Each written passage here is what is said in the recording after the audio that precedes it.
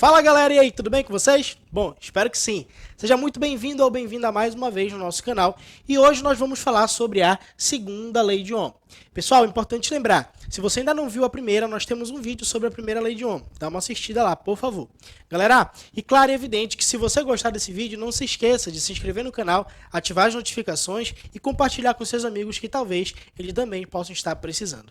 Bom, gente, já que vocês já sabem um pouquinho sobre a primeira lei de Ohm, vamos analisar a segunda.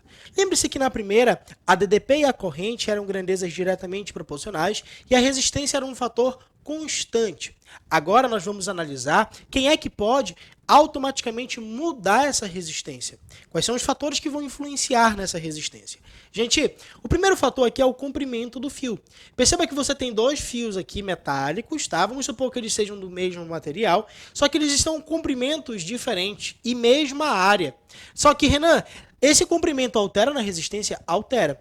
Esse aqui, por apresentar um maior comprimento, o L2 por apresentar um maior comprimento, ele vai apresentar uma maior resistência elétrica. Agora, um outro fator que pode também alterar essa resistência é a área de secção transversal. Perceba, ó, aqui você tem dois fios de mesmo comprimento, porém de áreas diferentes. Como esse primeiro fio aqui apresenta uma área maior, ele vai ter uma resistência menor.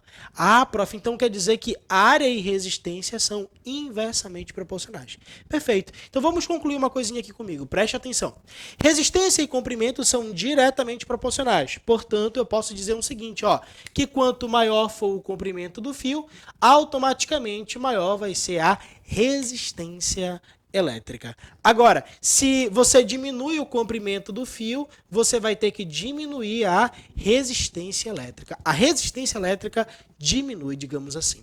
Agora, resistência e área são inversamente proporcionais. Portanto, se você aumenta a área, ou seja, a bitola do fio, você diminui a resistência. E se você aumenta, ou melhor, diminui essa área aqui, automaticamente a resistência elétrica tende a aumentar. São grandezas inversamente proporcionais.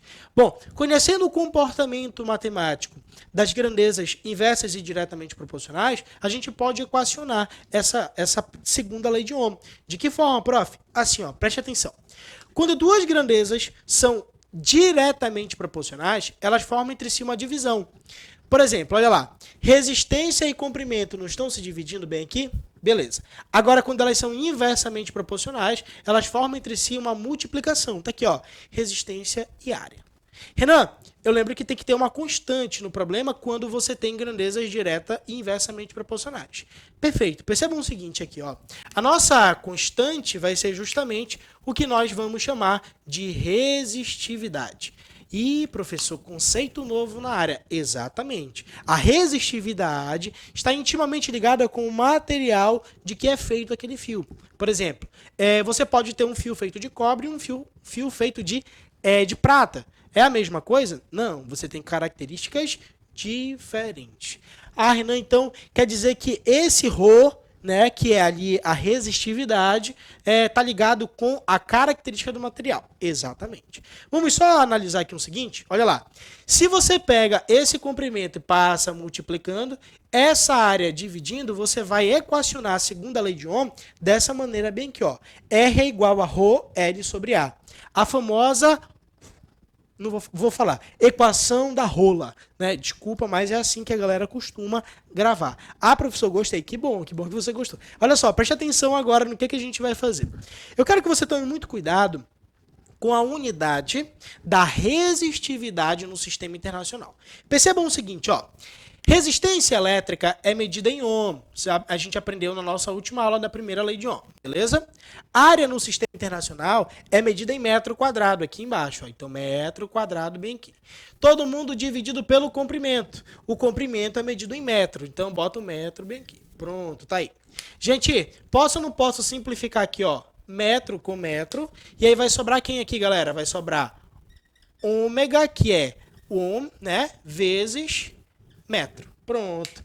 Renan, o que é isso aí que você acabou de fazer?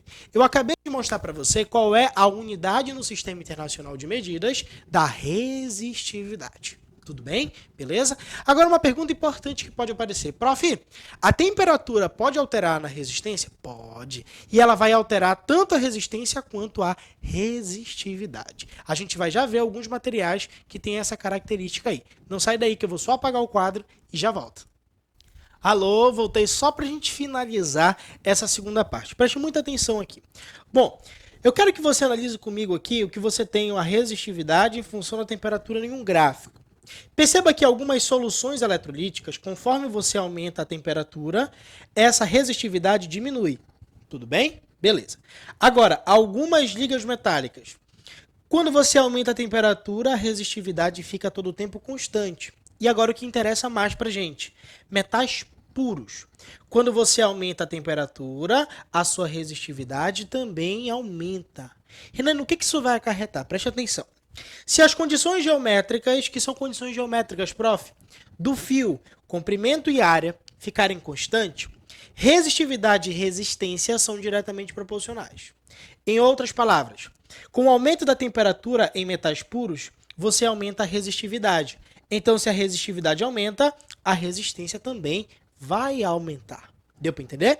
Renan, então, se a temperatura diminui, automaticamente a resistividade diminui e aí a resistência também vai diminuir. Exatamente, essa que é a ideia. Agora eu quero só que você analise comigo um outro conceito sobre condutividade elétrica. Condutividade está relacionado com a capacidade que um determinado material possui em conduzir corrente elétrica. Deu para entender? Beleza, olha lá. Como é que a gente analisa ela? A condutividade é o inverso da resistividade. Percebam o seguinte, aquele material que possui alta resistividade, ele vai ter baixa condutividade. Beleza? E aquele material que possui baixa resistividade vai ter alta condutividade elétrica. Simples e tranquilo. Agora, bora só analisar a unidade. Preste atenção. A unidade no Sistema Internacional dessa grandeza é o Siemens por metro. Ou pode aparecer somente um S dividido por M. Tudo bem? Beleza. Agora, teve um físico alemão chamado de Heike Ohlson. Ele descobriu um conceito importante, um conceito chamado de supercondutividade. Ele botou o mercúrio a uma temperatura aproximadamente de 4 Kelvin. E ele percebeu que aquele mercúrio, quando ele estava em baixas temperaturas, a sua resistência tenderia a zero. E aí ele ia ter uma alta condutividade. Daí vem um conceito chamado de supercondutividade. Muito cuidado com questões teóricas envolvendo isso aqui, tudo bem? Beleza? Bom, galera, eu encerro por aqui a nossa aula. Gostaria de te pedir encarecidamente, se você gostou desse vídeo, deixe seu like, ative as notificações, se inscreva no canal, que assim você vai ajudando a gente de alguma maneira. Um forte abraço e até a próxima aula.